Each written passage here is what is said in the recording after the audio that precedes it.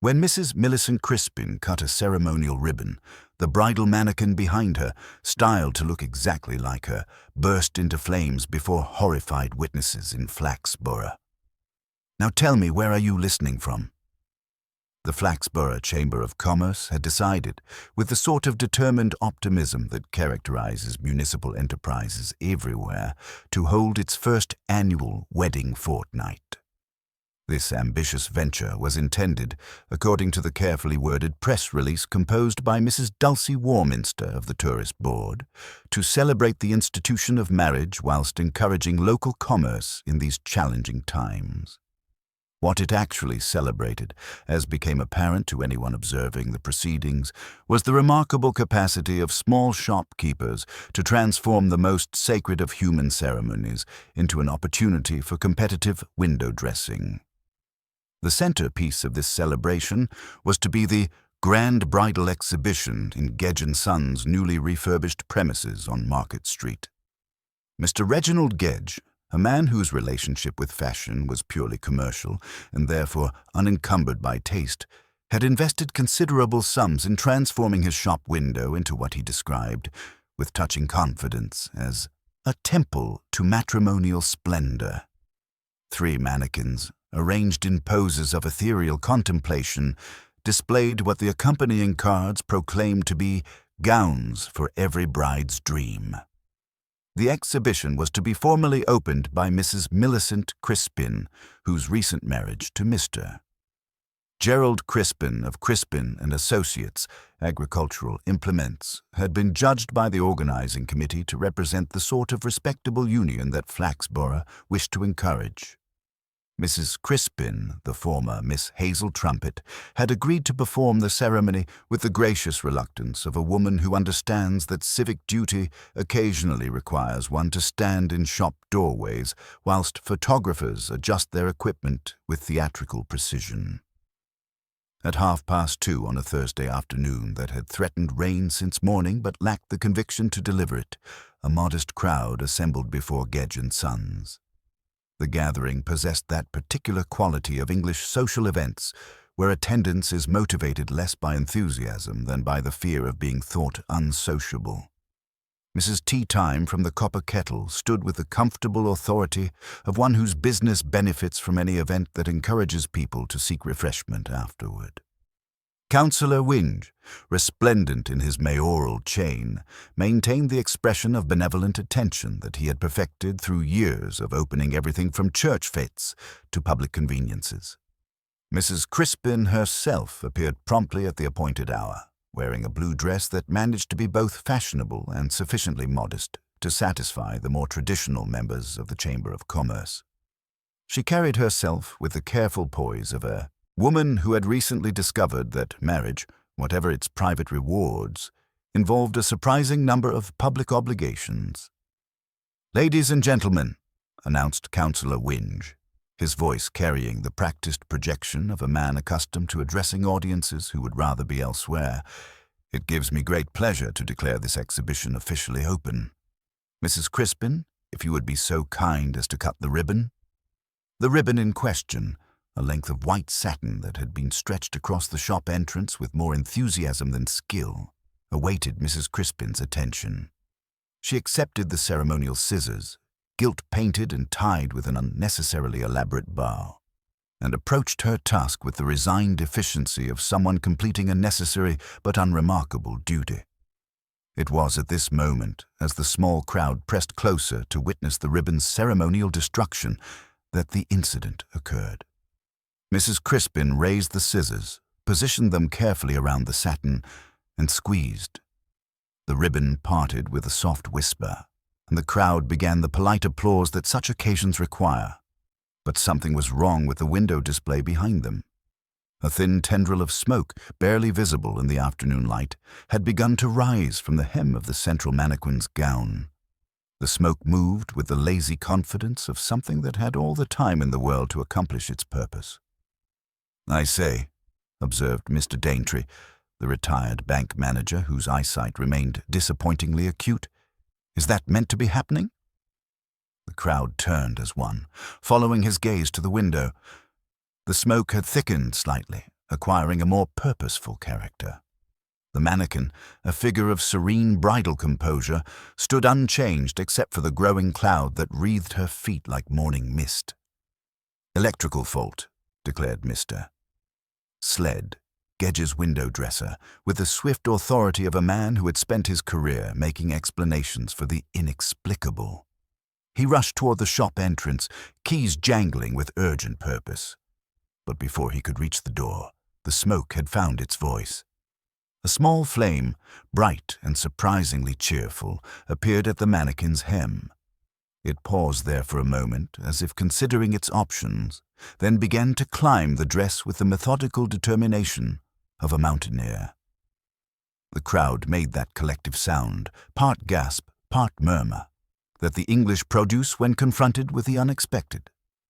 Mrs. Crispin, still holding the ceremonial scissors, stood transfixed.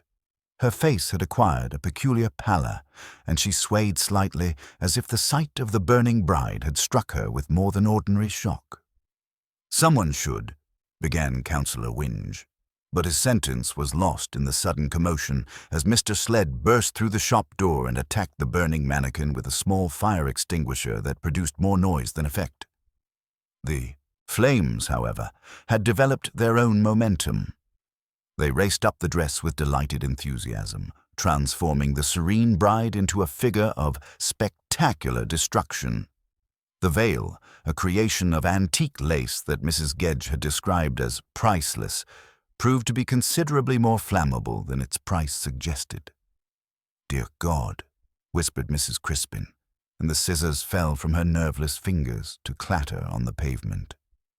The fire brigade arrived with the prompt efficiency that Flaxborough expected from its emergency services, though their hoses seemed almost disappointed by the modest scale of the conflagration. Within minutes, the burning bride had been reduced to a sodden, blackened remnant, and the excitement was over. But the crowd did not disperse with its usual alacrity. Something in the incident had unsettled them, perhaps the sight of Mrs. Crispin's white face, or the way she had stared at the burning figure as if seeing something more than a shop display destroyed by faulty wiring. Inspector Purbright arrived as the fire brigade was coiling their hoses with the satisfied air of professionals who had successfully prevented a minor incident from becoming a major one. He had walked from the police station, taking his time as was his custom, and now stood at the edge of the crowd with the unobtrusive attention that served him better than any amount of official authority. His gaze moved from the ruined window display to Mrs. Crispin, who was being supported by her husband with the careful solicitude of a man handling something fragile. Her face still held that peculiar pallor, and she kept glancing back at the blackened mannequin as if expecting it to move. "Unfortunate accident," observed Councillor Winge, appearing at Purbright's elbow with the determined cheerfulness of a man trying to convince himself as much as others. "These electrical fittings, you know. Always a risk with these modern displays." Purbright nodded thoughtfully, his eyes never leaving Mrs. Crispin's face.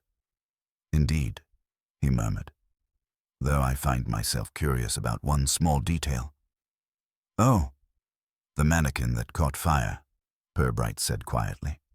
"I couldn't help noticing that it bore a rather remarkable resemblance to Mrs. Crispin herself, the hair particularly. Quite the same shade and style." Councillor Wing's laugh sounded forced. "Coincidence, surely. These shop displays, they're meant to represent the ideal bride. Natural that they should resemble our local ladies." But Purbright was no longer listening. His attention had been caught by something else entirely, a small charred fragment of paper that had drifted from the window to lie at his feet. He bent to retrieve it, handling it with the careful attention he might have given to evidence. The fragment bore the remnants of printed text, "Bride who burned." And below that, in smaller type, "Millicent Crispin, aged 24. Purbright's expression did not change, but he folded the fragment carefully into his handkerchief. Across the square, Mrs. Crispin, the current Mrs. Crispin, was being helped into her husband's motor car. Her face, as she turned for one last look at the ruined display, held an expression that might have been relief or guilt or something else entirely. The crowd began to disperse, chattering with the animated satisfaction of people who had witnessed something genuinely unusual. But Purbright remained where he was, studying the blackened window and thinking about brides who burned and the curious coincidences that seemed to follow certain families in Flaxborough. The afternoon had grown darker, and the first drops of the long-threatened rain began to fall, washing the smoke-stained glass and carrying away the last traces of what had been, until an hour ago, a perfectly ordinary municipal celebration. The rain that had threatened all afternoon finally arrived with the sort of gentle persistence that characterizes English weather at its most determined. It washed the last smudges of smoke from Gedge and Son's window and carried them into the gutter, where they swirled away with the remnants of ribbon and a quantity of pamphlets that had survived the excitement less well than their sponsors might have hoped. Market Street resumed its traffic with the self-respect of a street that had seen worse and would see better, and the citizens of Flaxborough went in search of chairs, tables, and people receptive to either their sympathies or their wit. Mrs. Teatime at the Copper Kettle found herself in the unwanted position of having become an authority. She had, after all, been near the front when the flames began their ascent, and was prepared, if pressed, and she was pressed, to describe the expression on Mrs. Crispin's face. It was like a bride, what's heard. The registrar has just remembered something. She told the first table, then to the second, that it had been just as if she knew. The imprecision did not trouble her. Her function was to provide flavors, not recipes. Mr. Daintree, whose tea arrived unasked for because he had asked for it daily for 27 years, preferred to address causes. Electrical, he declared with the authority of a man whose banking career had taught him to distrust anything that couldn't be properly audited. These windows stuffed with lights. Not safe. Though I must say, there was something about that mannequin, wasn't there? The way it was dressed, the hair, remarkably similar to our Mrs. Crispin. Mrs. Bracegirdle, the postmistress, leaned forward with the conspiratorial air of someone about to share privileged information. You know, I delivered a rather curious package to Gedge and Sons just yesterday morning. Heavy thing it was, and marked private and confidential. Most unusual for a dress shop, I thought. She paused for effect, allowing her audience to properly appreciate the significance of this revelation. And poor Mrs. Crispin looked positively ill when that thing went up. White as a sheet she was. At a corner table, Miss Piggott-Smith from the library folded her hands on the strap of her handbag in a manner suggesting she might restrain it from flying off to do mischief. Her name used to be Hazel, she offered, then blushed at her own contribution. At school, I mean. Hazel Trumpet, the sort of name one remembers, though I suppose Millicent is more sophisticated for a married lady. The conversation might have continued in this pleasant vein indefinitely, but it was interrupted by the arrival of Mrs. Dulcie Warminster herself. The tourist board secretary entered with a sort of purposeful energy that suggested she had come not for refreshment, but for intelligence gathering. Dreadful business about the exhibition, she announced, settling herself where she could observe both the street and her fellow patrons. Poor Mr. Gedge is beside himself. Says the insurance people are asking the most extraordinary questions. Something about the way the fire started, apparently. Too localized, they said. Too deliberate. Meanwhile, the Crispins' motor made its way through the rain-darkened streets, with Gerald Crispin driving at a speed that implied obedience rather than impatience. Beside him, his wife held herself so neatly that one could almost hear the creases forming. It will be everywhere, he said, as if stating a meteorological fact. There will be photographs in the Citizen. She looked out at the hedges, where the rain had the effect of gloss on cheap paint. I asked them for blue ribbon, she murmured, as if this might be held against her. It is unlucky to have white ribbon on rain-cloud days. Someone told me that once. It was a ribbon like any other, Gerald answered, his attention on a lorry that wished to be elsewhere. "Do you feel ill?" "Not ill." She moved her hands in her lap like a pianist deciding whether to begin. "Gerald, that mannequin, it looked exactly like me. The hair, the dress size, even the way it stood. That's not coincidence, is it?" Gerald considered the rain a moment longer. "You have popular hair," he said more briskly than he meant. "There is a style." Mr. Gedge knows his business, but his knuckles had whitened on the steering wheel, and when he spoke again, his voice carried a note of something that might have been concern. "Millicent is your proper name, your second name. There's nothing wrong with preferring it to Hazel. But they're saying I changed it deliberately. As if I were hiding something." Her voice had acquired a tremor that the afternoon's shock alone could not entirely explain. "What if someone knows about what?" Gerald's question came too quickly, too sharply. She turned to look at him then, and for a moment the car was filled with the sort of silence that occurs when two people simultaneously realize they have been keeping the same secret from each other. At the police station, Inspector Purbright sat at his desk examining the charred fragment of paper he had retrieved from the scene. The text, though partially destroyed, remained sufficiently legible to be troubling. "Bride who burned. Millicent Crispin, aged 24.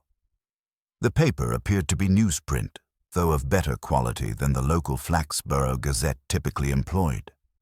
Sergeant Love entered with the measured tread of a man who had learned to approach his superior's desk with appropriate caution.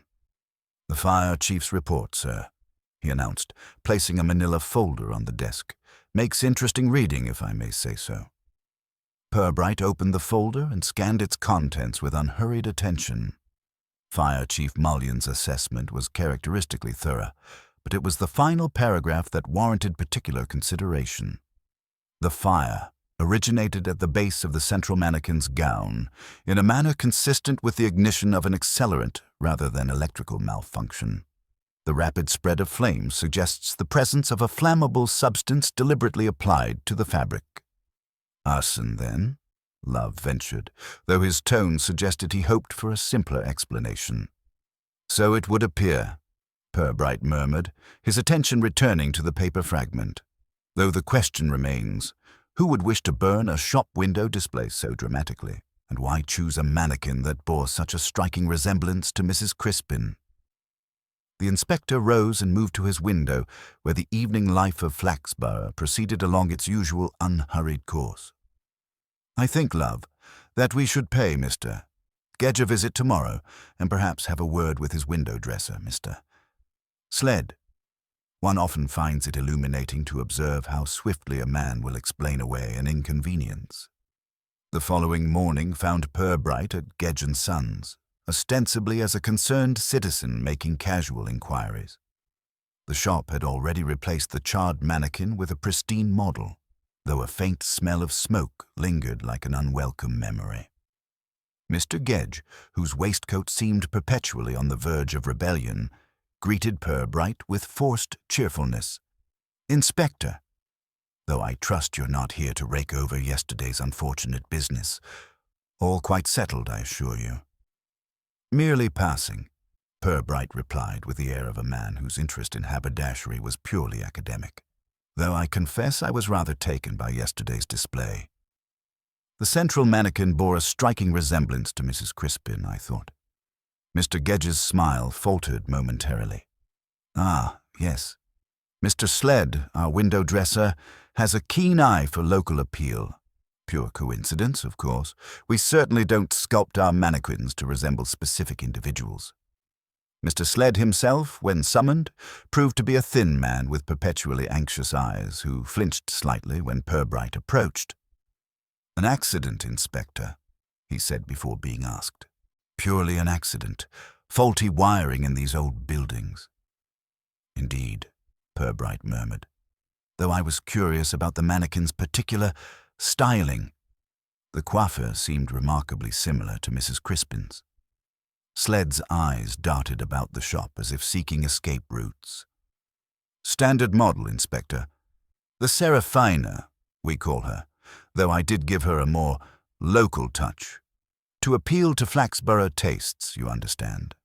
Purbright nodded thoughtfully. And you checked the wiring recently? Only last week, Sled confirmed, wringing his hands. But one can't account for everything, can one? These electrical matters, they're temperamental. Back at the station, Purbright asked Sergeant Love to make discreet inquiries. Nothing overt, Sergeant. Just a quiet look into the Crispin family history. Any unusual events, and perhaps search the newspaper archives for references to a Millicent Crispin aged around 24, from perhaps 20 years ago. Love looked puzzled. 20 years, sir. What are we looking for? I'm not entirely certain, Love, Purbright admitted, allowing himself a faint smile. But sometimes the past has a habit of burning its way into the present, especially in a town like Flaxborough, where old stories are rarely allowed to die peacefully. He looked out at the rain-streaked market square, where the afternoon's drama had already been absorbed into the town's collective memory, filed away with all the other small mysteries that gave Flaxborough its particular character. But the charred fragment on his desk suggested that this particular mystery was far from resolved. Someone had gone to considerable trouble to stage yesterday's incident, and the message, if message it was, had been delivered with theatrical precision. The question now was whether Mrs. Millicent Crispin, née Hazel Trumpet, was the intended recipient of that message, or merely an unwitting participant in someone else's carefully orchestrated drama. The Flaxborough Gazette's archives occupied a basement that smelled of newsprint and disappointment, where the town's history lay filed in boxes that suggested organization without actually achieving it. Sergeant Love, armed with the methodical patience that had served him well through 20 years of police work, began his excavation of the past with the resigned air of a man who understood that truth was usually buried beneath layers of irrelevant detail. It was in a box marked Miscellaneous 1958 to 1965, that his persistence bore fruit. The newspaper cutting, yellow with age and brittle at the edges, carried a headline that made him pause in his systematic sorting. Bride-to-be dies in tragic fire. The accompanying photograph, though faded, showed a young woman whose features bore an unmistakable resemblance to the current Mrs. Crispin. The article, dated October 12, 1963, told a story that cast yesterday's incident in an entirely new light. Miss Millicent Crispin, aged 24, of Rose Cottage, died yesterday evening when her wedding dress caught fire during final preparations for her marriage to Mr. David Hartwell of Hartwell and Associates Solicitors. The tragedy occurred when Miss Crispin's gown came into contact with a paraffin lamp in her bedroom. Despite the prompt arrival of the fire brigade, she succumbed to her injuries at Flaxborough General Hospital.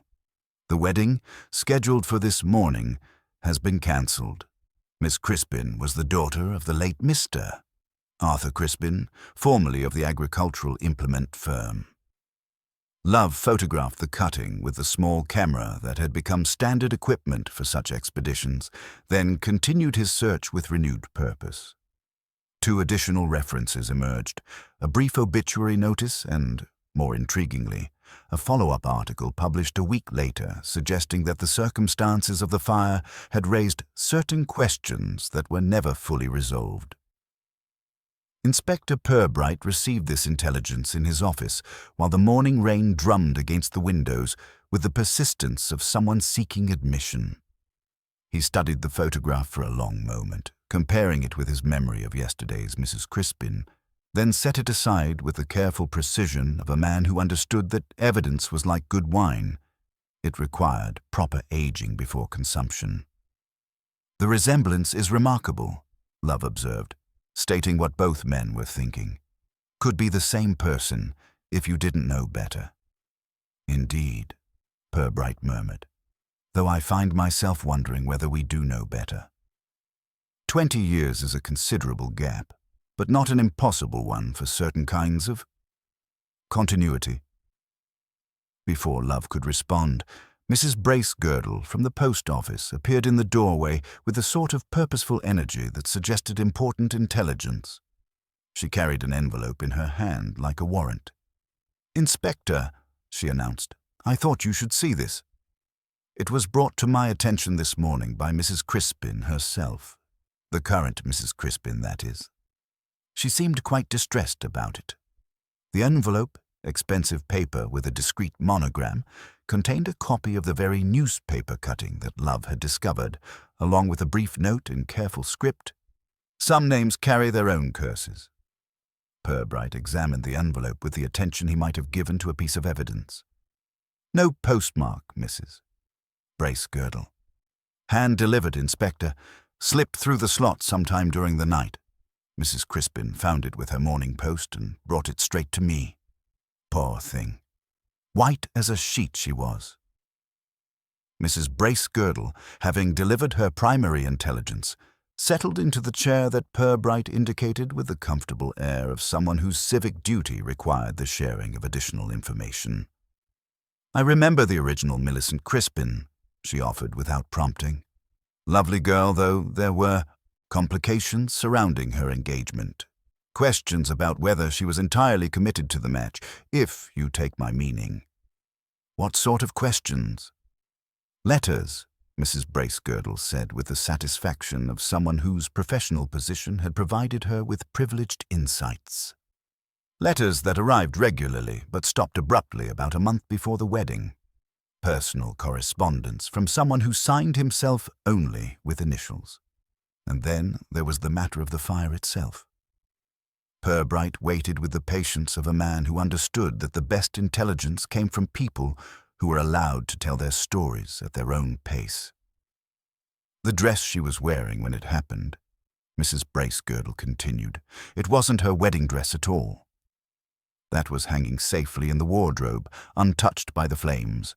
What she had on was an old dress, one she'd worn to social occasions, almost as if—" She paused, considering her words carefully. "Almost as if she'd chosen it deliberately."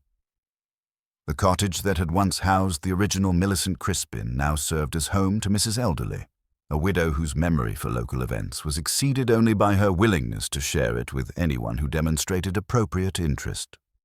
Purbright found her in her garden, tending roses with the methodical attention of someone who understood that beauty required constant vigilance. "Inspector," she greeted him with the pleasure of someone whose day had just acquired unexpected purpose. "Not often we see the police in this quiet corner of Flaxborough. I was hoping you might help me with a historical matter, Mrs. Elderly, about the young woman who lived here before you." Mrs. Elderly's expression grew thoughtful. Poor Millicent. Such a tragedy, that was, though I always wondered. She glanced around the garden as if ensuring they were not overheard. There were things about that fire that never quite made sense. The timing, for one thing. Why would a sensible girl like Millicent be trying on old dresses by lamplight the night before her wedding? "You think it wasn't accidental?" "I think," Mrs. Elderly said carefully, "that Millicent Crispin was a young woman with secrets. And sometimes, Inspector, secrets have a way of catching fire. While Purbright was exploring the past, the present Mrs. Crispin was discovering that yesterday's incident had transformed her from a private person into a subject of public speculation. The anonymous photograph had shaken her more than she cared to admit, not least because it confirmed her worst fears about the mannequin's deliberate resemblance to herself. Gerald found her in their drawing room, staring at the photograph with the sort of fascination usually reserved for traffic accidents. "Someone knows," she said without looking up. "Someone knows why I chose the name Millicent." "Knows what, exactly?" She turned to face him then, and he saw in her expression something that might have been relief or resignation. "That I didn't choose it at random. That I knew about the original Millicent Crispin before I ever came to Flaxborough." Gerald sat beside her with the careful attention of a man who had been expecting this conversation. "How much do you know?" "Enough," she replied quietly. "Enough to understand that someone wants me to remember what happened 20 years ago, and enough to know that yesterday's fire was no accident. Before Gerald could respond, the doorbell announced the arrival of Inspector Purbright, whose timing, as always, suggested either remarkable coincidence or careful planning. Purbright entered their drawing room with the unobtrusive attention that served him better than any amount of official authority. His gaze took in the photograph lying face up on the side table, Mrs. Crispin's pale complexion, and the way her husband positioned himself protectively beside her chair. "I trust you've recovered from yesterday's shock, Mrs. Crispin," he began with the sort of polite concern that carried undertones of deeper interest. "As well as can be expected," she replied, though her voice carried a tremor that suggested otherwise.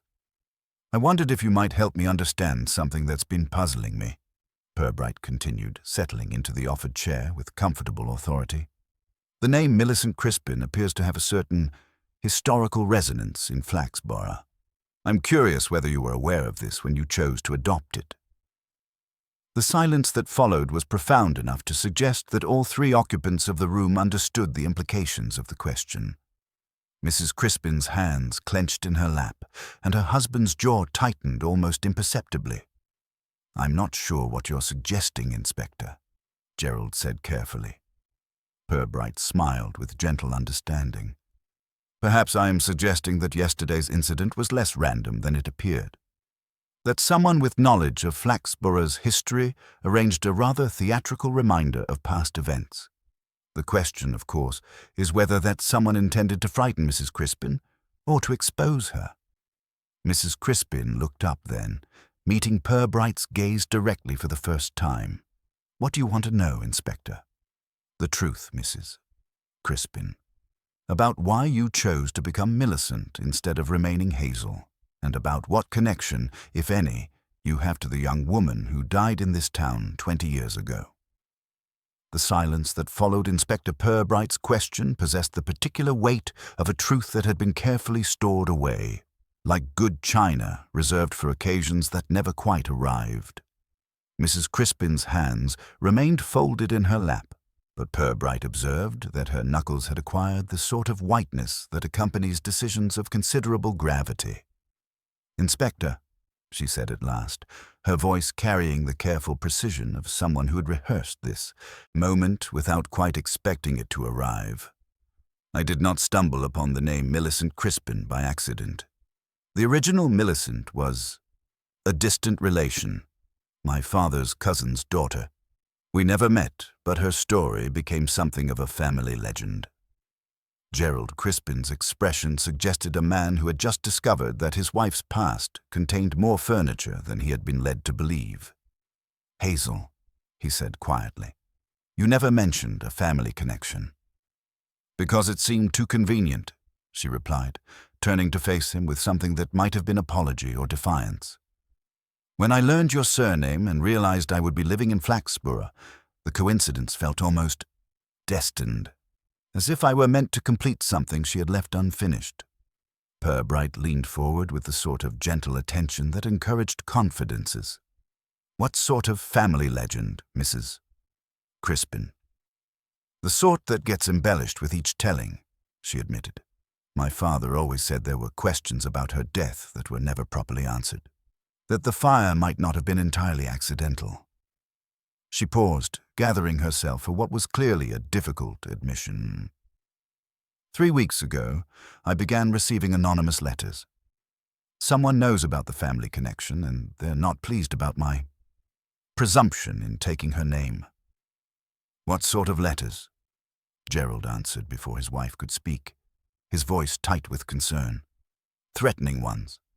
The first contained a copy of the original newspaper cutting about Millicent's death, with a note saying, 'Some names carry their own curses.' The others have been more specific about what might happen to someone who dishonors the dead." Purbright made a note in the small book that appeared in his hand, with practiced efficiency. "And you didn't think to report these to the police?" "We thought they were the work of someone with too much time and too little sense," Hazel replied. "But yesterday's incident, it was meant for me, wasn't it? Not just any mannequin, but one deliberately styled to look like me." That would certainly appear to be the case, Purbright agreed, which suggests that someone in Flaxborough has strong feelings about the original Millicent Crispin's memory. Tell me, have you encountered any particular hostility since adopting the name? Gerald shifted uncomfortably. There was David Hartwell, the original Millicent's fiancé. He's still in Flaxborough, runs the family law firm. When we announced our engagement in the Gazette, he made a point of expressing his disapproval. In what manner? He approached me at the Chamber of Commerce dinner last month, Gerald explained. Said it was tasteless to resurrect old tragedies for personal convenience. That some things were better left buried. Purbright's eyebrows rose slightly. Strong words for a chance encounter. He seemed quite affected by it, Hazel added quietly. More than one might expect after 20 years, almost as if the wound were still fresh. After taking their statements and promising increased police attention to their safety, Purbright made his way through Flaxborough's rain-dampened streets to the offices of Hartwell and Associates. The building, a Georgian structure that had aged with the sort of dignity that money could maintain, suggested a practice built on solid foundations and conservative principles. David Hartwell received Purbright in an office that spoke of quiet prosperity and methodical habits. He was a man in his late 40s whose face had acquired the sort of careful composure that comes from years of professional discretion. When Purbright mentioned the previous day's incident, Hartwell's expression remained perfectly controlled. A regrettable affair, he said with a sort of measured tone that suggested he had given the matter appropriate consideration. Though I confess I found the public reaction rather disproportionate. A shop window display, after all. These things happen. Indeed, Purbright agreed, though the circumstances suggest it was not entirely accidental. And the mannequin's resemblance to Mrs. Crispin was quite remarkable. Hartwell's hands, Purbright noticed, had tightened almost imperceptibly on his desk blotter. Mrs. Crispin has chosen to adopt a name with historical associations in this town. Perhaps she has discovered that history carries responsibilities as well as romance. You disapprove of her choice? I disapprove of the casual appropriation of tragedy for personal convenience, Hartwell replied, his voice acquiring a slight edge. Some memories deserve to be left in peace. Purbright studied the man across the desk with the sort of attention he might have given to a piece of evidence.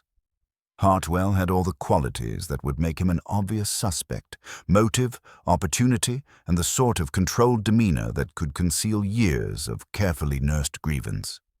Yet something in his manner suggested depths that simple resentment could not entirely explain. You've never married, Mr. Hartwell. I have not found it necessary, came the crisp reply. My work provides sufficient engagement. As Purbright walked back through the market square, where the afternoon's commerce proceeded with its usual unhurried efficiency, he reflected that David Hartwell presented himself as precisely the sort of suspect that the local police would embrace with enthusiasm. A man with clear motive, obvious opportunity, and the sort of professional skills that could arrange anonymous letters and theatrical demonstrations with equal facility. Yet Purbright had learned to distrust obvious solutions in Flaxborough, where the most carefully maintained facades often concealed the most turbulent depths. Hartwell's controlled resentment felt almost too perfect, too readily displayed for a man of his evident discretion.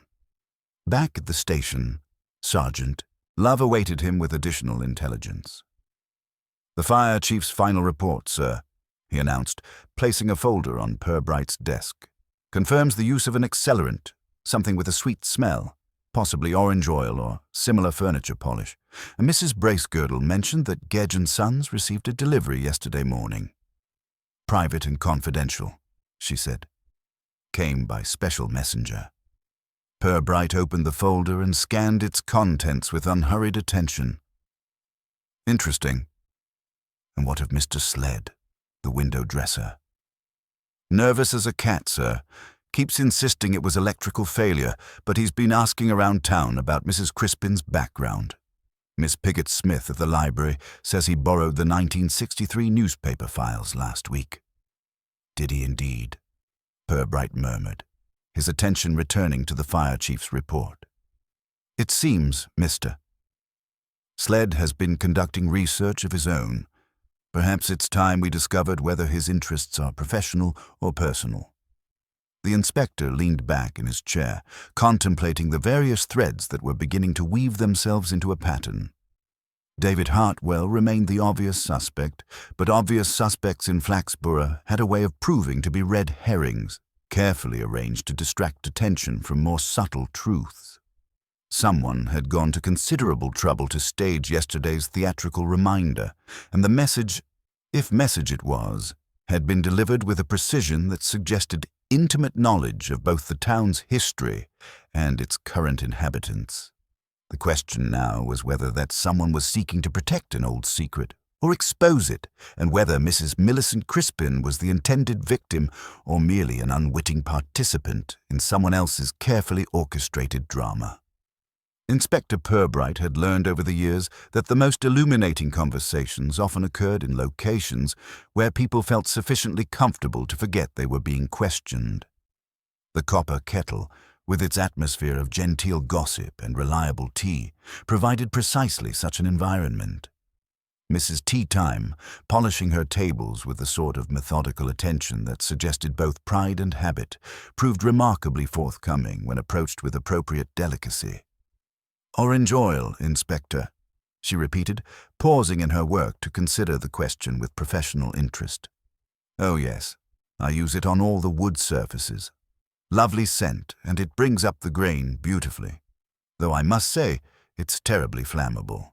One must be careful around candles and such." "Where do you purchase it?" "Hartwell and Associates, actually. Mr. David Hartwell recommended it years ago when he was handling some business for the cafe. Said it was the finest quality available, though rather more expensive than the usual products." She lowered her voice conspiratorially. "Between you and me, Inspector, I've always wondered if there wasn't some sort of arrangement involved. He seemed quite insistent that I use that particular brand." Purbright made a mental note of this connection while maintaining his expression of polite interest. "And you've never had any incidents with it?" "Gracious, no. Though I did lend a bottle to Mrs. Warminster from the tourist board last week. She mentioned needing something to polish the display cases for the wedding exhibition. Said she wanted everything to look perfect for the opening." Mrs. Dulcie Warminster received Purbright in her office with a sort of brisk efficiency that characterized her approach to municipal duties. The room smelled faintly of orange oil and administrative purpose, a combination that Purbright found oddly telling. "Inspector," she greeted him with professional courtesy, "I trust you're not here about yesterday's unfortunate incident? Purely accidental, I'm sure. Actually, I'm curious about the package you assembled for Mr. Gedge's display," Purbright replied, settling into the offered chair. "I understand you included several items from various sources." Mrs. Warminster's expression remained carefully neutral, though her hands moved to straighten papers that were already perfectly aligned. "Quite routine, Inspector. The tourist board often coordinates such community efforts, a veil from last year's competition, some catalogues, and a wig borrowed from the Dramatic Society's collection.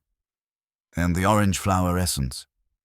A small bottle I thought would add authenticity to the display.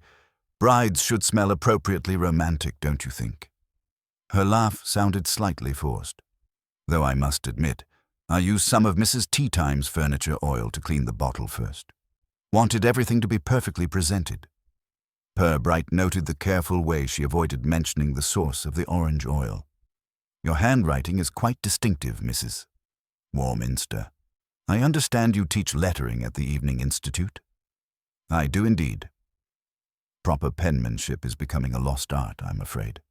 Though I'm pleased to say I have several dedicated students who appreciate the value of clear, elegant script."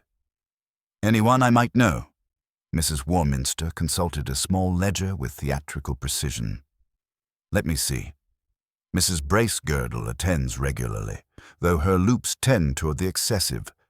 Mr. Sled from Gedge & Sons has been coming for several months now. Quite dedicated, actually. Says he wants to improve his display cards. The Corn Exchanger's vestry possessed the particular mustiness that accumulates in spaces devoted to the storage of other people's fantasies. Mr. Blott, the caretaker, led Purbright through racks of costumes with the reverent air of a curator displaying priceless artifacts. The wig collection is quite comprehensive, Blott explained, indicating a series of boxes labeled with theatrical precision. We maintain detailed records of all loans, naturally. Purbright examined the lending book with interest. Mrs. Warminster's signature appeared with suspicious frequency, always in the same careful script he had observed elsewhere. But it was another entry, dated 3 days before the exhibition, that caught his attention. Research purposes, M. Sled, Gedge & Sons. Mr. Sled visited recently. Oh yes, quite agitated he was. Said he needed to examine our period pieces for historical accuracy.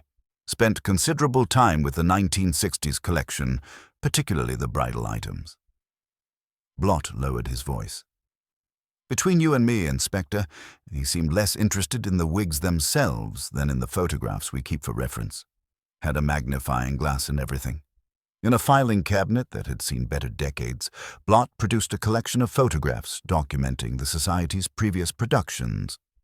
Among them, Purbright found what Sled had clearly been seeking, a studio portrait of the original Millicent Crispin, taken for a 1962 production of Our Town. The photograph showed a young woman whose features bore a striking resemblance to the current Mrs. Crispin, though the resemblance appeared to be more than merely coincidental. Purbright found Mr. Sled at Gedge & Sons, nervously rearranging a display that already possessed the sort of precision that suggested obsessive attention. The window dresser's hands shook slightly as he adjusted the angle of a mannequin's arm, and his eyes darted about the shop as if expecting unwelcome visitors. Mr.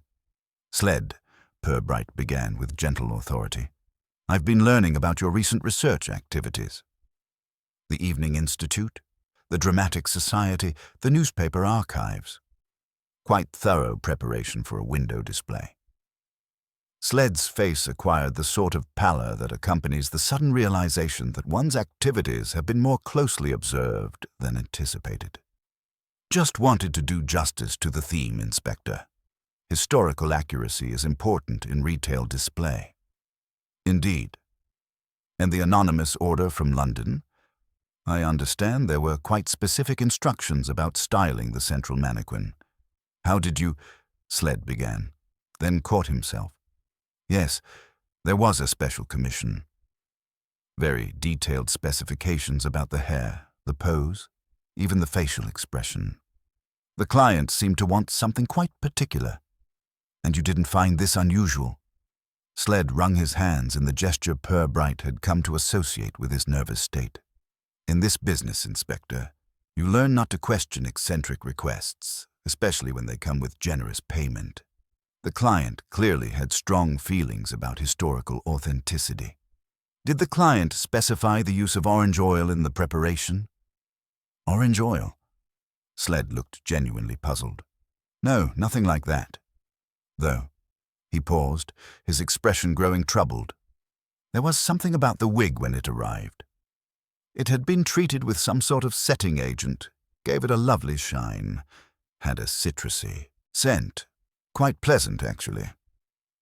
Purbright made a note in his small book, recognizing the significance of this detail. Someone had gone to considerable trouble to ensure that the mannequin would burn dramatically when ignited. They had used Sled's artistic dedication to achieve their purpose without his knowledge. Back at the police station, Sergeant Love awaited with an expression that suggested significant discoveries. The newspaper archives yielded more than we expected, sir, he announced, placing a manila folder on Purbright's desk. Seems the original Millicent Crispin was more than just an unfortunate bride-to-be. The folder contained photocopies of several documents that painted a picture of a young woman who had stumbled upon information that certain people would have preferred to remain buried. letters from a London solicitor, copies of trust fund documents, and, most significantly, a draft of a letter that Millicent had apparently been preparing to send to the authorities. Trust fund irregularities, Love explained. Millicent had discovered that her fiancé, David Hartwell, had been systematically embezzling from several charitable trusts his firm managed. She was planning to expose him just days before their wedding. And the fire. According to these documents, she had hidden the evidence somewhere safe and was planning to retrieve it the night she died. The fire might not have been as accidental as it appeared. Purbright studied the documents with growing understanding. The pattern was becoming clear. Someone with knowledge of the original crime had orchestrated yesterday's theatrical reminder, perhaps as a warning to the current Mrs. Crispin about the dangers of adopting certain names and the secrets they carried. The question now was whether that someone was David Hartwell, attempting to prevent old scandals from resurfacing, or another party entirely. Someone with access to historical documents, detailed knowledge of the town's residents, and the sort of methodical planning that could manipulate an unwitting window dresser into creating the perfect stage for a very public reminder of past sins. As the afternoon light faded over Flaxborough's Market Square, Purbright reflected that the case was developing the sort of complexity that he had learned to associate with crimes where the past refused to remain properly buried. Someone was clearly determined that certain truths should never see daylight, while someone else seemed equally committed to ensuring that justice, however delayed, would eventually be served. The theatrical nature of yesterday's incident suggested a mind that appreciated symbolism as much as practical effect. A mind that understood that sometimes the most effective threats were delivered not in dark alleys, but in broad daylight, before witnesses who could carry the message to its intended recipient. Evening settled over Flaxborough with the sort of determined gentleness that characterizes English weather when it has made up its mind to be persistently disagreeable. The drizzle that had threatened all afternoon finally arrived with quiet authority, transforming Market Street into a study of reflected lamplight and hurried footsteps. It was the sort of weather that drove sensible citizens indoors, where warm lights and drawn curtains created the illusion that the world beyond one's windows was someone else's responsibility. At St. Swithin's, the Thursday evening choir practice proceeded with its usual mixture of devotion and barely suppressed discord. The altos, as was their custom, had reached a fundamental disagreement with the tenors regarding the proper interpretation of the evening's anthem, while the sopranos maintained the sort of dignified silence that suggested they considered themselves above such mundane disputes. It was Miss Pigott-Smith, whose voice possessed the reliable if unremarkable qualities that characterize dedicated amateur singers, who first detected the scent of oranges. Her initial thought, as she later confided to Inspector Purbright, was of marmalade and the comfortable domesticity of Sunday breakfast. This pleasant association was abruptly shattered when she observed what the sacristan would subsequently describe as a small bridal apparition in considerable distress. The veil, pinned with municipal precision to the church porch notice board beneath the flower-arranging rota, had begun to burn with a sort of genteel enthusiasm that suggested it had been properly prepared for the occasion. The flames danced upward with delicate purpose, transforming the antique lace into a cascade of orange light that cast dancing shadows across the stone walls. Mr. Quarmby, the organist, demonstrated the sort of practical efficiency that years of managing church emergencies had instilled in him. He extinguished the flames with water from a vase of lilies, though this act of preservation came at the cost of the flowers, whose contribution to the evening's worship ended somewhat more dramatically than their donors had anticipated. "There is a note," observed the Reverend Mr. Thistlethwaite, after the immediate excitement had subsided, and the choir had reduced their commentary to appropriately reverent whispers. He indicated a card that had been pinned where the veil had been attached, its elegant script clearly visible in the lamplight. A second Millicent would be unwise. The handwriting possessed the sort of careful elegance that suggested either considerable education or considerable practice, though Purbright, arriving between the Gloria and what remained of the evening's program, found himself more interested in the blue-headed drawing pins that had secured both veil and message to the board. "Municipal preference," he murmured to Sergeant Love, who had accompanied him with the sort of resigned efficiency that characterized his approach to Flaxborough's more theatrical crimes. "The tourist board favors blueheads for their official notices." The scene yielded several items of interest to the methodical observer. A faint, oily sheen marked the stone where water and some sort of polish had briefly combined their properties. The scent of oranges lingered despite the dampening effects of the evening's drizzle. Most significantly, a small fragment of cork, barely visible against the dark stone, suggested that someone had recently opened a small bottle in the immediate vicinity. Mrs. Peveril, the sacristan, whose knowledge of church matters was exceeded only by her willingness to share it, proved characteristically informative. "Not our Polish inspector," she declared with the authority of someone whose standards in such matters brooked no compromise. "We use proper beeswax, as Christians ought. This has that artificial smell about it." "The veil itself?" Purbright inquired, examining the charred remains with careful attention. "From the Dramatic Society's collection," Miss Pigott-Smith supplied, her voice carrying the slight indignation of someone whose property had been misappropriated for questionable purposes. Mrs. Warminster borrowed it for the wedding exhibition, said it would provide historical context. The context appears to have disagreed with the arrangement. The investigation of the church incident led Purbright through a series of conversations that revealed the increasingly complex web of connections surrounding both the original Millicent Crispin's death and the current theatrical reminders. Mr. Blott at the Corn Exchange, custodian of the Dramatic Society's properties, consulted his lending ledger with the sort of meticulous attention that suggested either exceptional dedication or exceptional nervousness. The veil was returned yesterday afternoon by Mrs. Warminster, he confirmed, running his finger down the carefully maintained columns. "Signed out again an hour later for church display, flower festival preview, though I must say the signature looked rather different from Mrs. Peveril's usual hand." Mrs. Peveril herself, when consulted on this discrepancy, became quite pink with indignation. "I never wrote any such thing," she declared. "My letters have proper foundations, not those dancing flourishes. Besides, I wouldn't use a hyphen where the Lord doesn't require one." The lending ledger, upon closer examination, revealed additional interesting details. A faint ring on the margin suggested that someone had rested a glass there, a glass that, when Purbright bent to examine it more closely, carried the unmistakable scent of orange oil.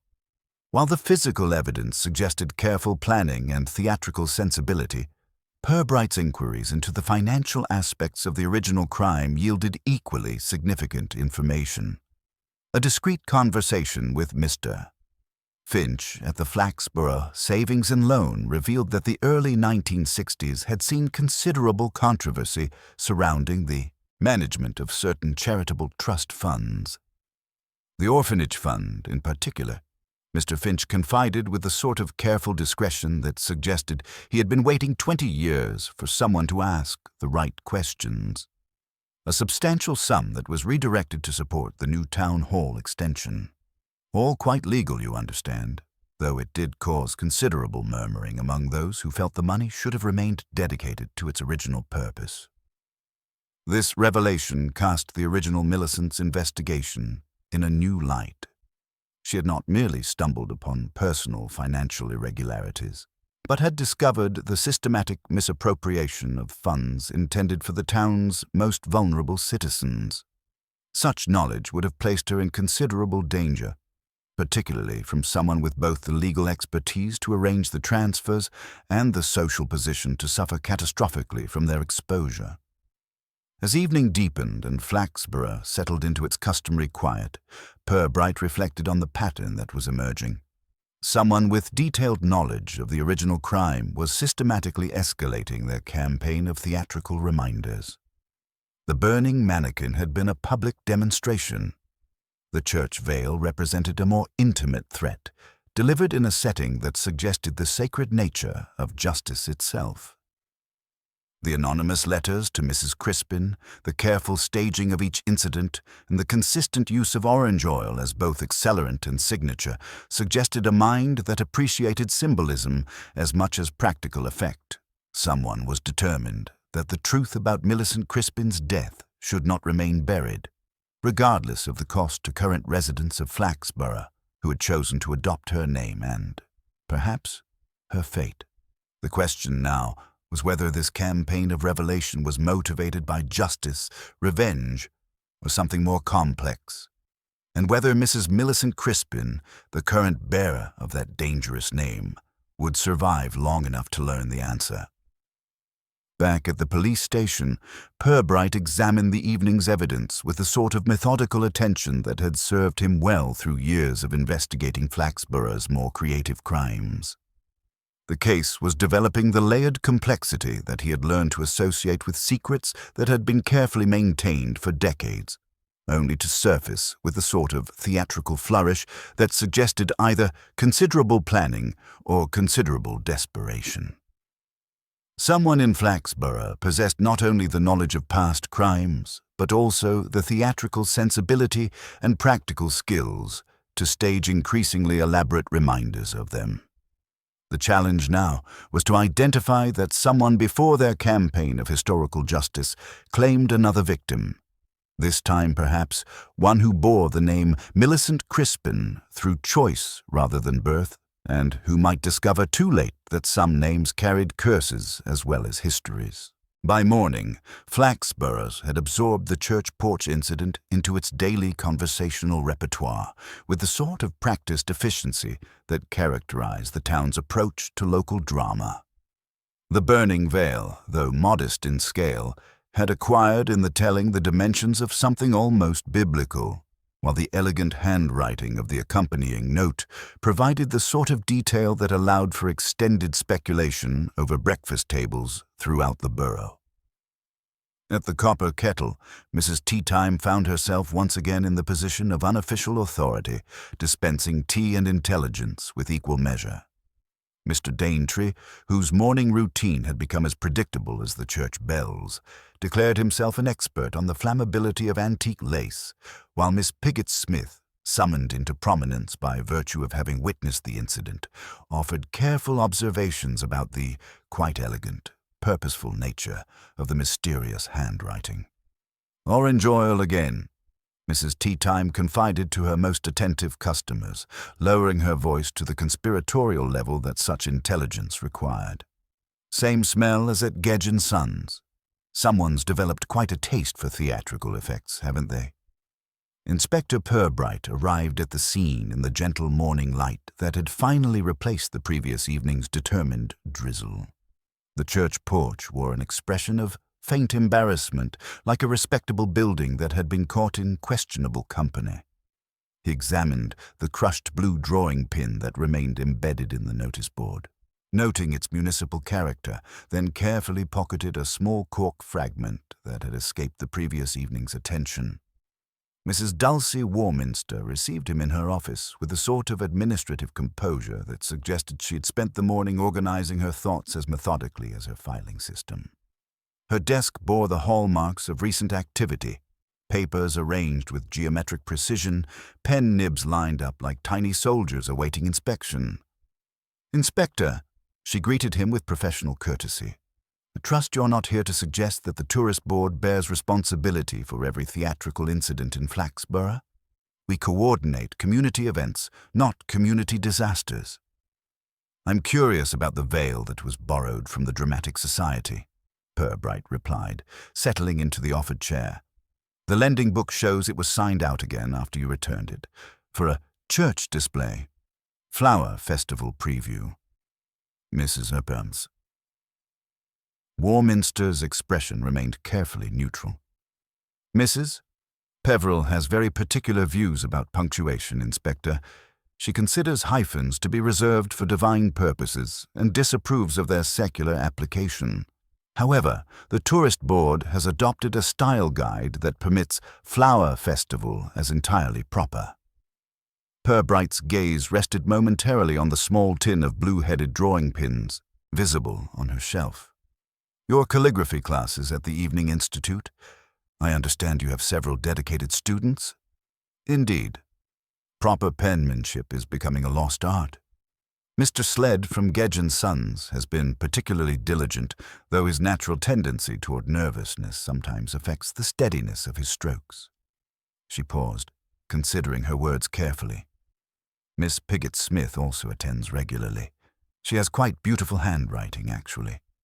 Very controlled, very precise. Purbright's next stop was the chemist's shop, where Mr.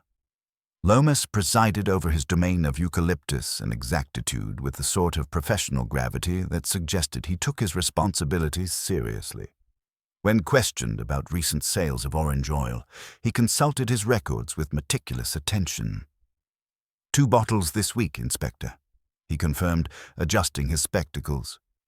A gentleman on Tuesday, well-dressed, carried himself with a sort of confidence that suggested legal training.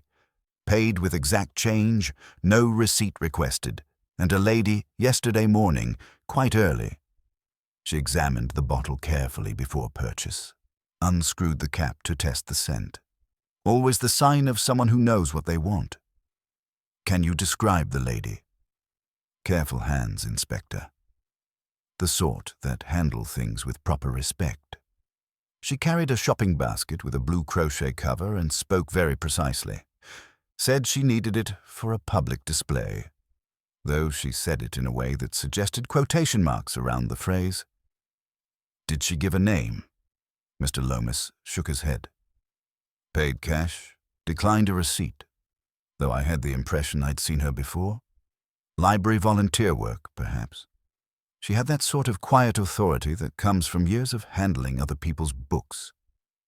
The revelation about the library connection prompted Purbright to pay a discreet visit to that institution, where he found Miss Pigott Smith arranging returned books with a sort of methodical precision that characterized her approach to most tasks. She looked up as he approached, her expression carrying the slight nervousness of someone who preferred to observe rather than be observed. Inspector, she said quietly, I trust you're making progress with these incidents. It's all rather unsettling for those of us who remember the original tragedy. You knew the first Millicent Crispin. Miss Pigott Smith's hands stilled on the books she was shelving. We were at school together, briefly. She was kind to me during a difficult period. My parents had died, and the orphanage fund was meant to provide for my education. When that was redirected to other purposes, Millicent helped me continue my studies privately. She was very passionate about justice, about holding people accountable for their actions. The fund's diversion must have been quite devastating for you personally. It changed everything, she admitted quietly. But Millicent always said that truth has a way of surfacing, even if it takes decades. She believed that those who profit from others' suffering would eventually face consequences. Back at the station, Purbright reflected on the pattern that was emerging. The case had begun with what appeared to be David Hartwell as the obvious suspect, a man with clear motive and opportunity to prevent old scandals from resurfacing. But the investigation was revealing a more complex web of connections, one that included individuals who had been personally affected by the original crime, and who possessed both the knowledge and the skills necessary to orchestrate the recent theatrical reminders. Sergeant Love arrived with additional intelligence from the post office records. Mrs. Bracegirdle found the postal order receipt for that custom wig, sir. Purchased 2 weeks ago, sent to a theatrical supplier in London with very specific instructions. The handwriting was described as tidy with a tendency toward elongation, the sort that suggests someone who has learned to write beautifully rather than naturally possessing the skill. Calligraphy training, Purbright murmured. And the payment method? Cash purchase of the postal order, No name given. But Mrs. Bracegirdle noted that the purchaser wore gloves. Unusual for the weather, she thought, almost as if they were concerned about leaving traces.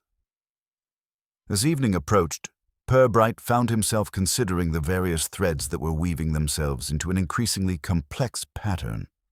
Someone with access to orange oil, blue-headed drawing pins, and calligraphy skills had orchestrated both incidents with theatrical precision.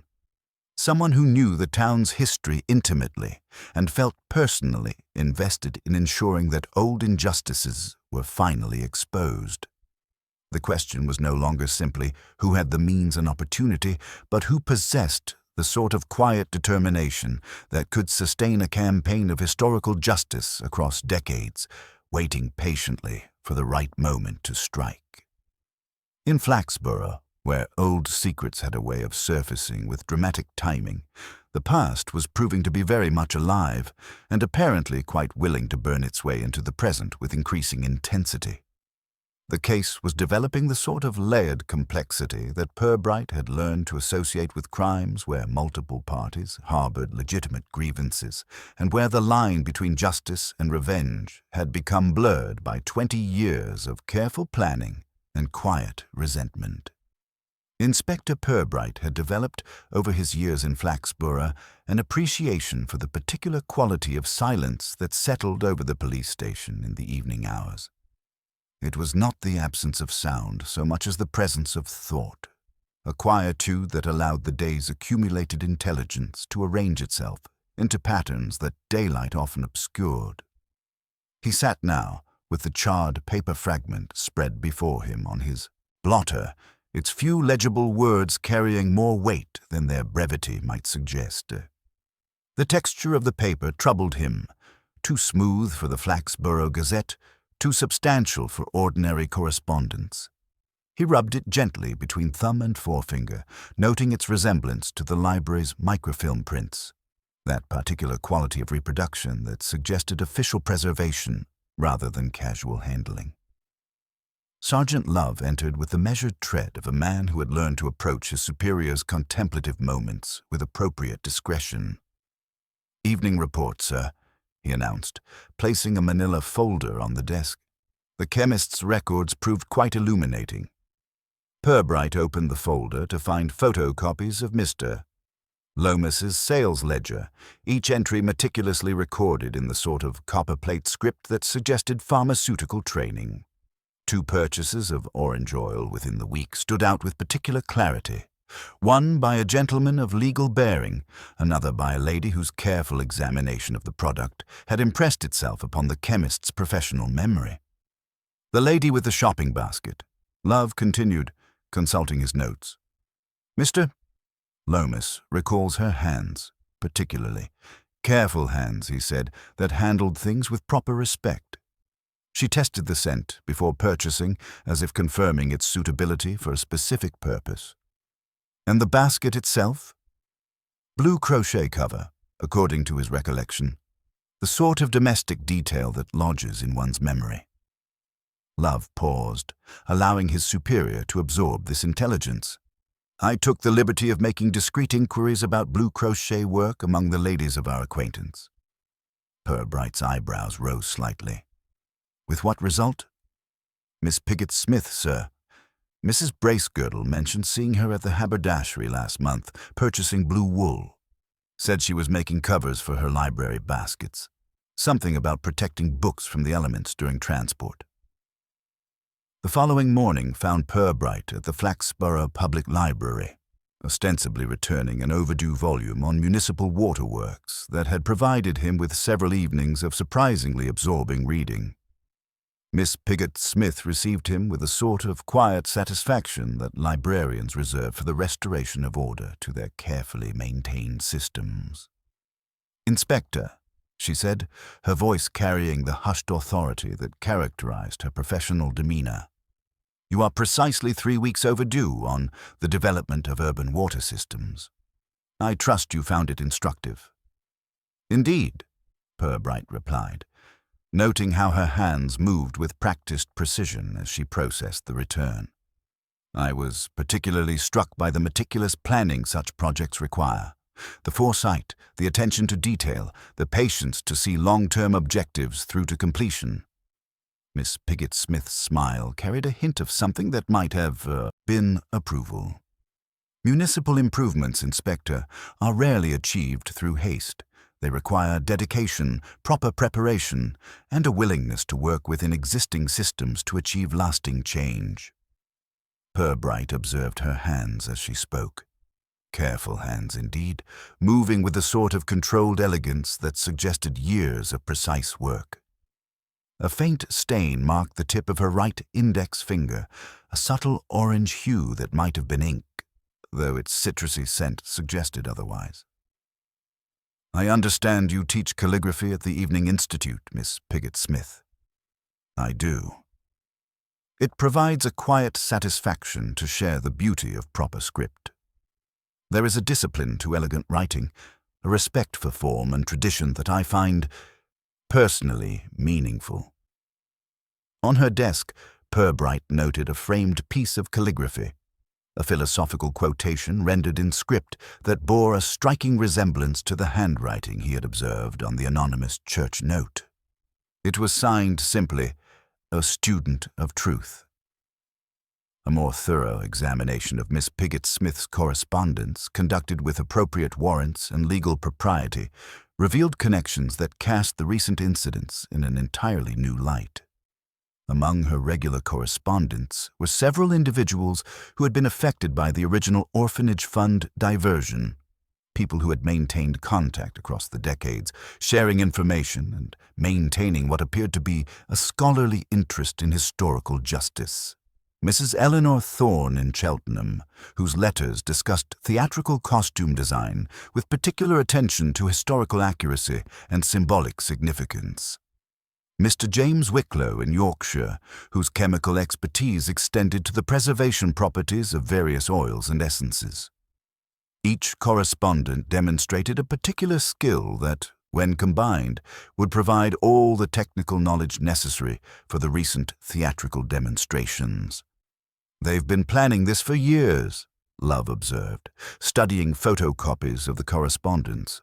"Not revenge exactly, but something more systematic, a coordinated effort to ensure certain truths eventually surface."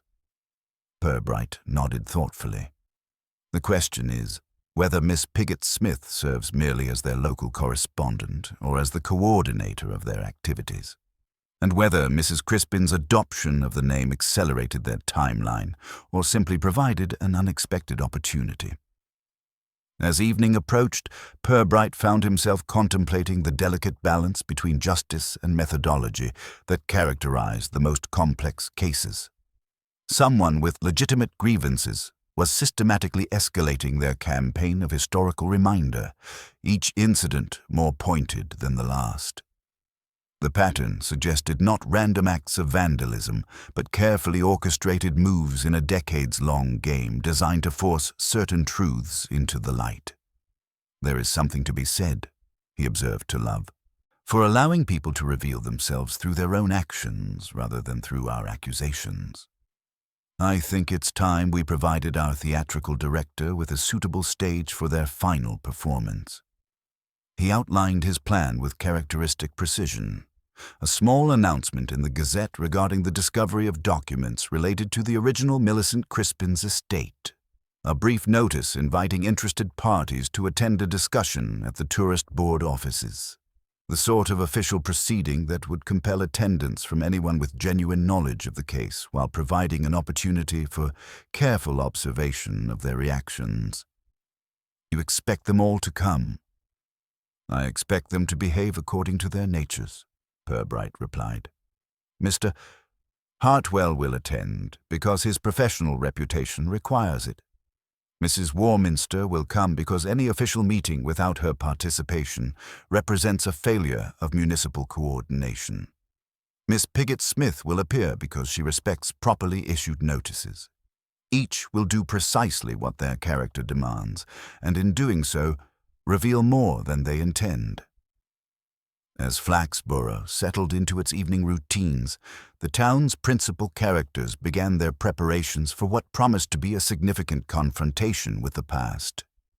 In various homes and offices, people who had maintained careful facades for decades found themselves contemplating how much of their carefully guarded truth they were prepared to reveal. Miss Pigott Smith sat in her cottage library, surrounded by books and correspondence that told the story of 20 years' patient investigation. Her hands, stained faintly with orange oil and marked by years of careful penmanship, moved with practiced precision as she prepared for what she understood would be the culmination of her long campaign for historical justice. The question that remained was whether that campaign would achieve its intended purpose of exposing old crimes, or whether it would claim additional victims in its theatrical pursuit of truth.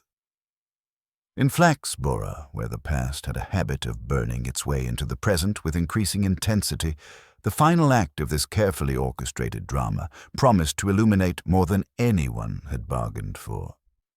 Purbright, reviewing his preparations with the methodical attention that had served him well through years of investigating the town's more creative crimes, reflected that the most dangerous criminals were often those who possessed both legitimate grievances and the patience to pursue justice through their own carefully designed methods. Tomorrow's meeting would determine whether such justice could be achieved through revelation, or whether it would require more dramatic intervention to prevent further theatrical demonstrations in the streets of Flaxborough. The notice in the Flaxborough Gazette, modestly positioned between the parish council minutes and an advertisement for reliable chimney sweeping, possessed the sort of understated authority that characterized official communications in a town where bureaucracy had achieved the status of high art.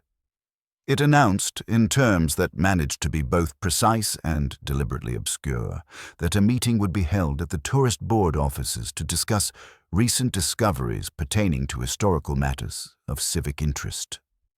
The phrasing suggested the sort of gathering that no respectable citizen could afford to miss, while simultaneously implying that attendance might prove more illuminating than comfortable. By 2:30 on a Thursday afternoon that had achieved the perfect English compromise between sunshine and disappointment, the tourist board's conference room had acquired the particular atmosphere of expectancy that characterizes spaces where secrets are about to be either buried deeper or exhumed entirely. Mrs. Dulcie Warminster had arranged the chairs with geometric precision, each positioned to ensure optimal observation of facial expressions and nervous gestures. The room smelled faintly of furniture polish and municipal anxiety. David Hartwell arrived with the punctuality that legal training had made second nature, his bearing suggesting a man prepared for professional unpleasantness. He took a seat that allowed him to observe both the door and the window, a strategic choice that did not escape Inspector Purbright's notice. Mrs. and Mr. Crispin entered together, she pale but composed, he protective in the way of husbands who suspect their wives carry burdens they have not fully shared. Miss Pigott Smith appeared with the quiet efficiency that characterized her approach to most obligations, carrying a small notebook and wearing gloves despite the mild weather. Mr. Sled from Gedge & Sons hovered near the door with the nervous energy of a man who had discovered that his artistic sensibilities had been employed for purposes he was only beginning to understand. Mrs. Warminster herself presided with the sort of administrative authority that suggested she considered the proceedings a civic duty requiring her personal supervision. Councillor Winge, resplendent in his mayoral chain, occupied the head of the table with the comfortable dignity of a man accustomed to lending official weight to unofficial proceedings. "Ladies and gentlemen," he began, his voice carrying the practiced resonance of public address, "Inspector Purbright has requested this gathering to discuss certain matters that have come to light regarding our recent municipal excitements." Inspector Purbright surveyed the assembled company with the unhurried attention of a man examining a piece of evidence that required careful interpretation. "Thank you all for attending," he began, his tone carrying the sort of polite authority that made resistance seem churlish rather than prudent. "I thought it might be helpful to clarify certain details that have emerged during our investigation and to give each of you an opportunity to contribute any relevant information. He produced a manila folder, placing it on the table with deliberate care.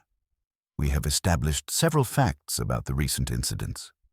Both involved the use of orange oil as an accelerant, both were staged with considerable attention to theatrical effect, and both carried messages clearly intended for specific recipients.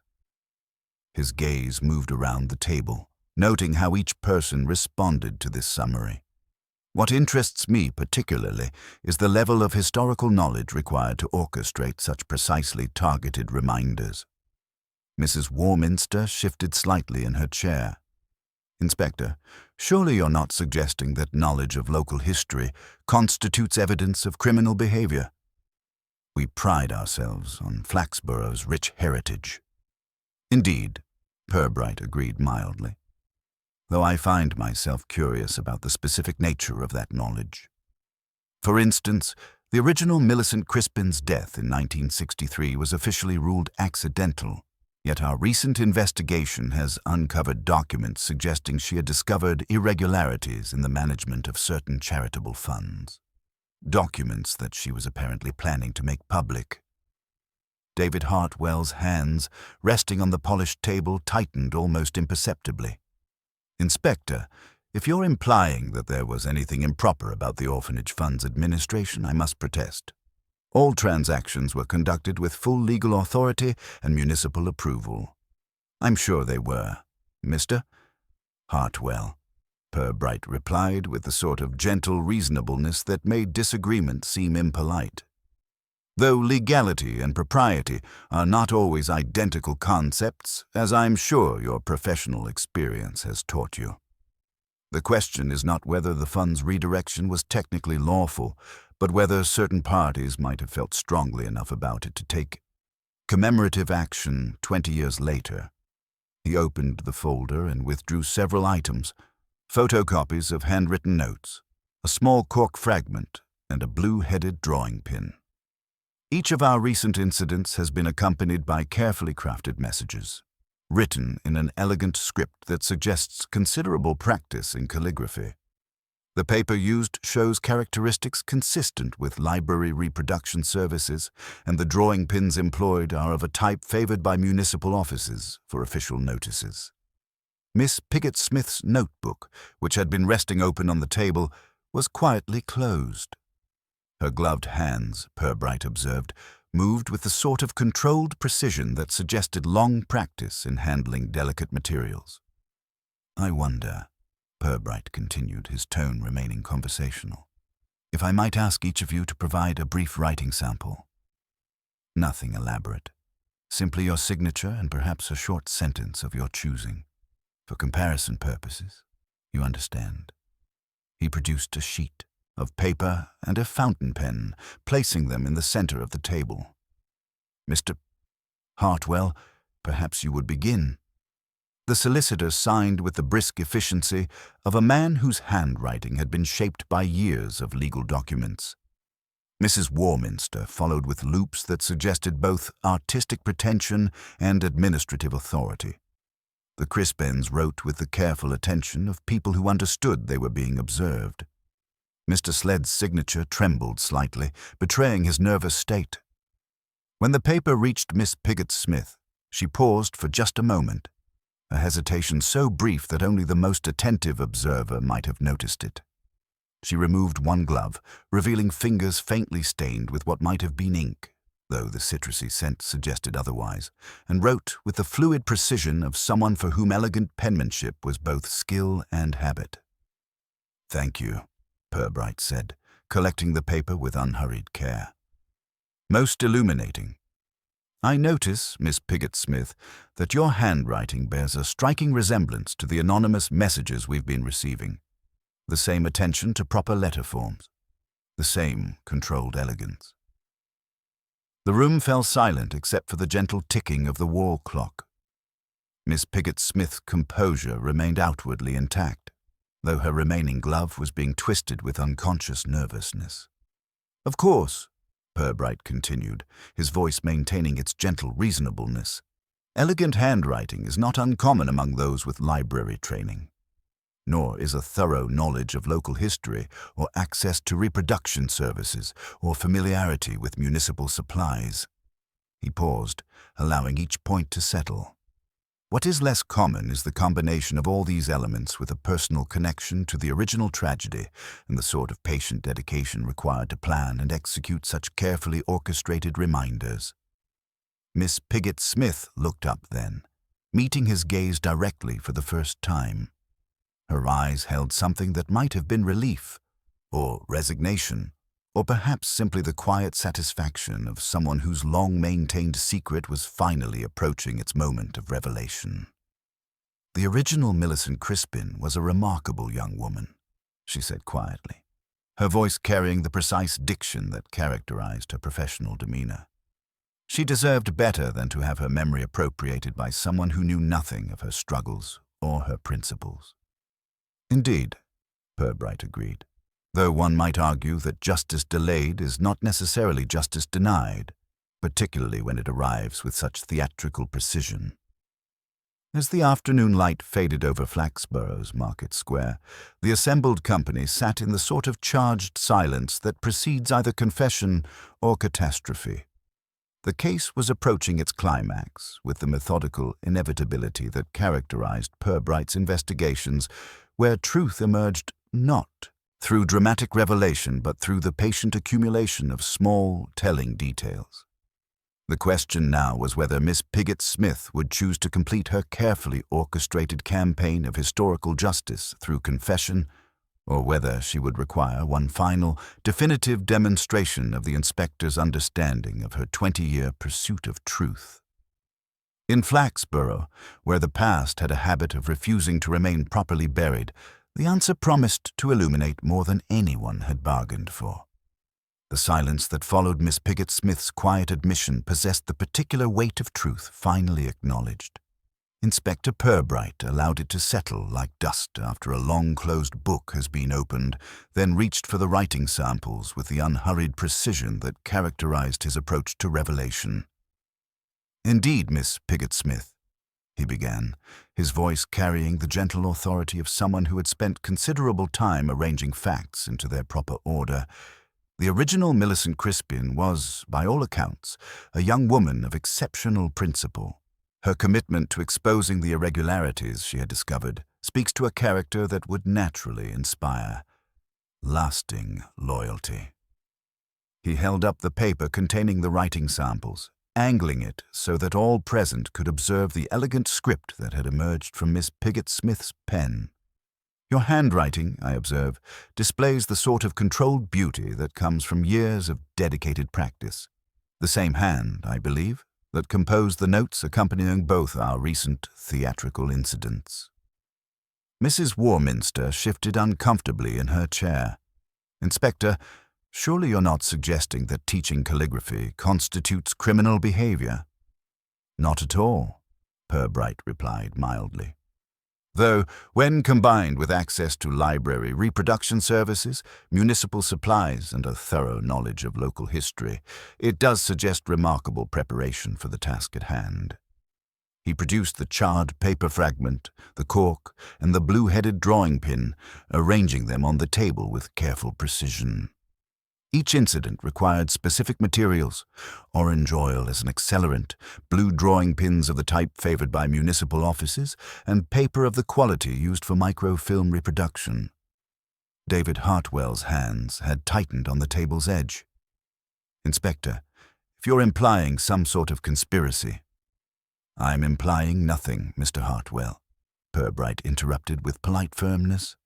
"I'm observing that someone with intimate knowledge of the original tragedy, access to the necessary materials, and the skills to execute these demonstrations with theatrical precision has been conducting a carefully orchestrated campaign.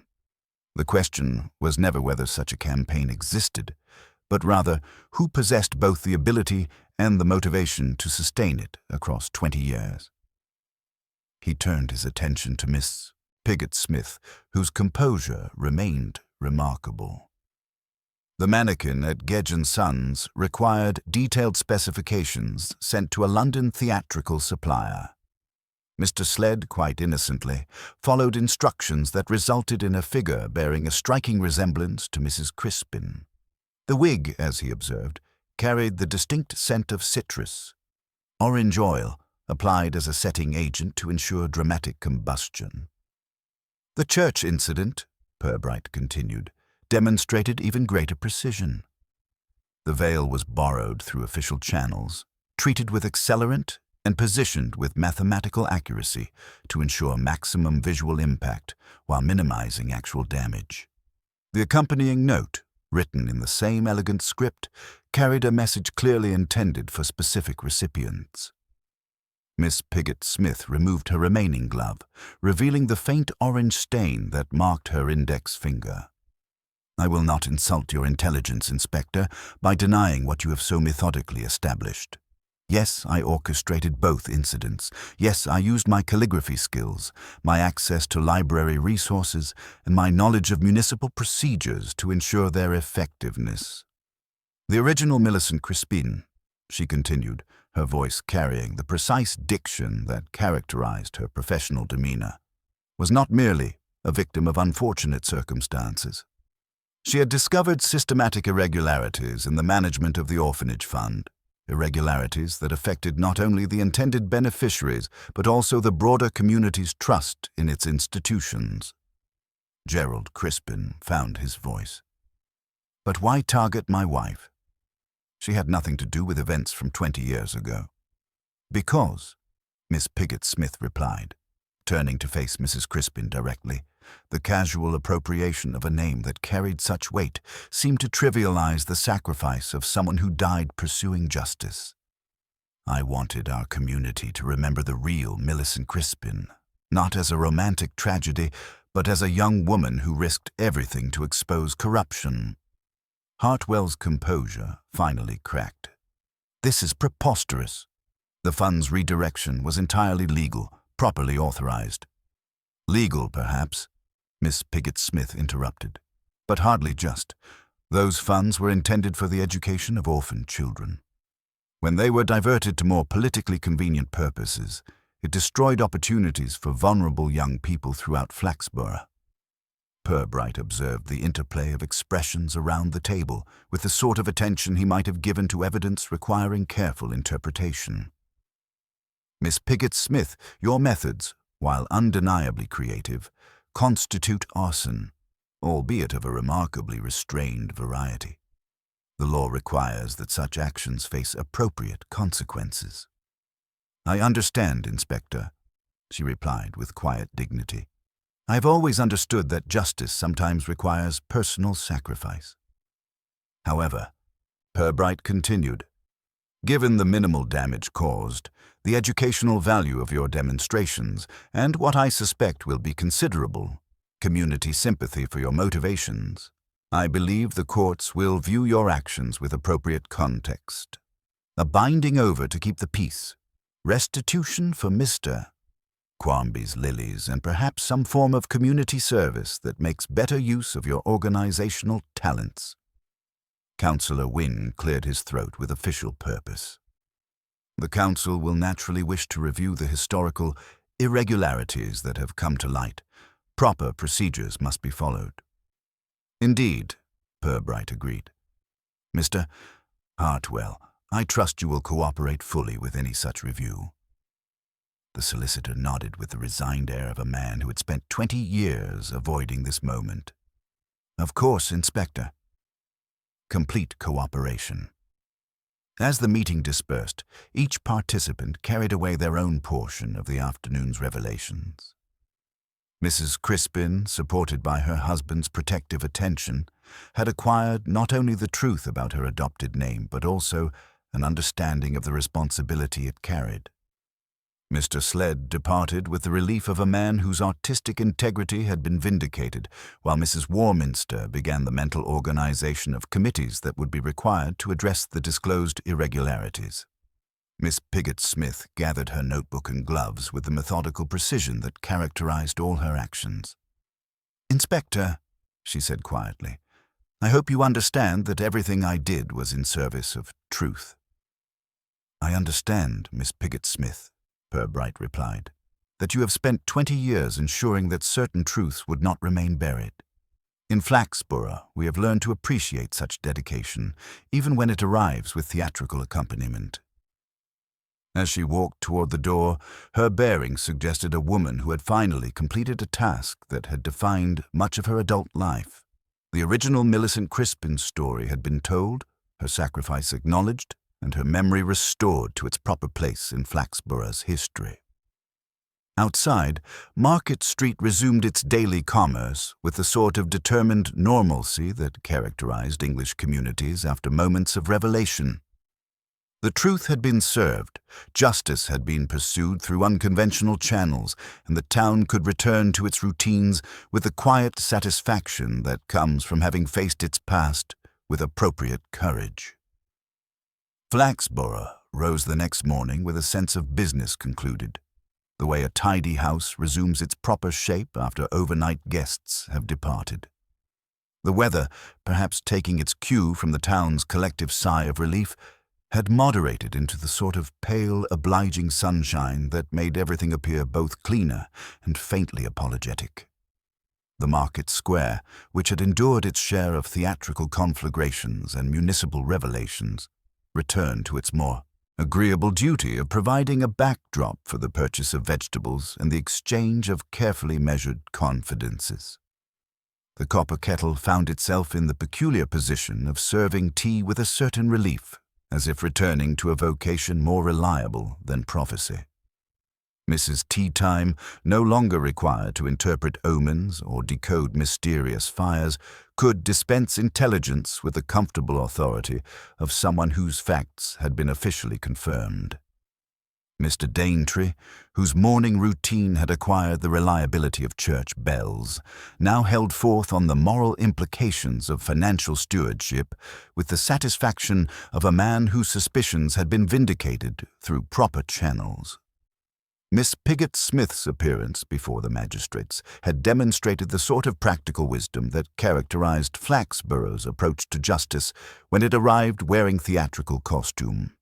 The proceedings, conducted with appropriate solemnity but seasoned with understanding, resulted in a conditional discharge, a modest fine to compensate Mr. Quarmby for his replacement lilies, and what the chairman delicately termed community service befitting your particular talents. This service materialized as the voluntary position of historical archivist to the Flaxborough Preservation Society, a role that would channel her meticulous nature and theatrical sensibilities into the sort of constructive endeavor that benefited everyone while threatening no one. Her calligraphy classes at the Evening Institute had acquired a waiting list of students eager to learn from someone whose penmanship had achieved such dramatic effectiveness, though the curriculum now emphasized less inflammatory applications of elegant script. The revelation that she had orchestrated 20 years of patient investigation, culminating in those carefully staged reminders, had transformed her from a quiet librarian into something approaching a local legend. People spoke of her dedication to historical truth with the sort of respectful admiration usually reserved for those who had performed acts of municipal heroism involving flood relief or particularly successful flower shows. David Hartwell's professional standing had undergone the sort of subtle but significant adjustment that characterized social consequences in a town where reputation was both currency and inheritance. While no formal charges materialized, the legal technicalities having been properly observed 20 years earlier, the formation of a committee to review historical charitable fund management suggested that certain practices, however lawful, would not be repeated. His cooperation with the review process had been exemplary, demonstrating the sort of professional grace that actually enhanced rather than diminished his standing. The admission that legal authority could sometimes be employed for purposes that, while technically proper, failed to serve their intended beneficiaries, had earned him a grudging respect for honesty that his previous defensive posture had never achieved. Mrs. Millicent Crispin, having navigated the treacherous waters of assumed identity and historical connection, emerged with a clearer understanding of the responsibilities that accompanied her chosen name.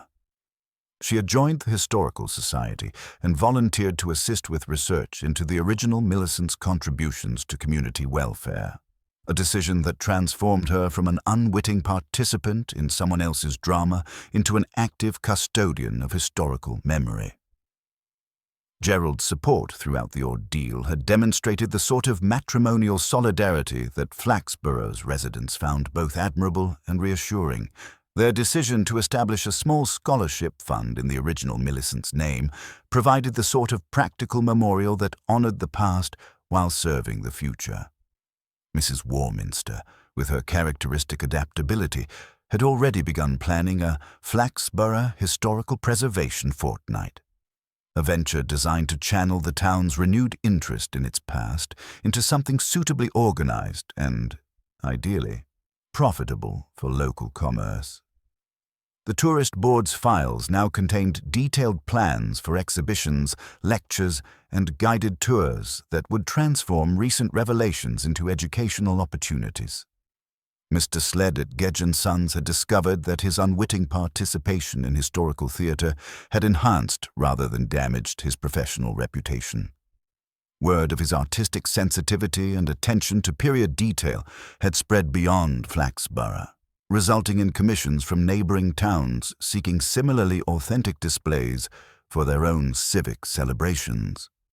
His new window arrangement featured historically accurate reproductions of 1960s bridal wear, complete with educational placards that managed to be both informative and commercially appealing. The Dramatic Society had voted unanimously to dedicate their next production to themes of historical justice, though the specific interpretation of this mandate remained diplomatically vague. Mrs. Peveril at St. Swithin's had received her replacement lilies with the sort of gracious satisfaction that suggested divine approval of earthly restitution properly administered. Inspector Purbright found himself once again at his desk in the gentle evening light that filtered through windows cleaned by recent rain. The case files, properly completed and archived, would join the collection of Flaxborough investigations that demonstrated the town's particular talent for producing crimes that were simultaneously serious and somehow appropriate to their setting. He signed a requisition for new paper clips, approved a request for additional patrol car fuel, and reviewed the week's routine complaints. A barking dog whose owner had been counseled about civic responsibility, a missing garden gnome whose disappearance had been attributed to seasonal migration, and an ongoing boundary dispute that would likely outlast all parties involved. There was a quiet satisfaction in returning to the mundane. The great dramas of human nature, with their complex motivations and theatrical flourishes, always eventually resolved themselves into paperwork and properly filed reports. The case of the burning bride had illuminated much about Flaxborough. Its capacity for nurturing long-held grievances, its enduring fascination with its own history, and its remarkable ability to absorb the most peculiar events into the fabric of daily life without losing its essential character. A small envelope on his desk, addressed in familiar, elegant script, contained a single card. Truth requires both patience and proper timing. There was no signature, but none was needed. He filed it carefully in a drawer whose other inhabitants, theatre programs, cancelled fete tickets, and various mementos of cases concluded, received it with their customary discretion. Outside his window, Market Street resumed its evening commerce with the sort of determined normalcy that characterized English communities after moments of revelation. The truth had been properly aired, justice had been pursued through unconventional but ultimately effective channels, and the town could return to its routines with the quiet satisfaction that comes from having faced its past with appropriate courage. Inspector Purbright closed the final folder, adjusted his desk lamp, and reached for the next item requiring his attention. A report about unauthorized alterations to the public bandstand that promised to provide the sort of straightforward municipal challenge that would occupy his thoughts without disturbing his sleep. In Flaxborough, where the past occasionally burned its way into the present with theatrical precision, such routine matters were to be treasured for their blessed predictability. The end.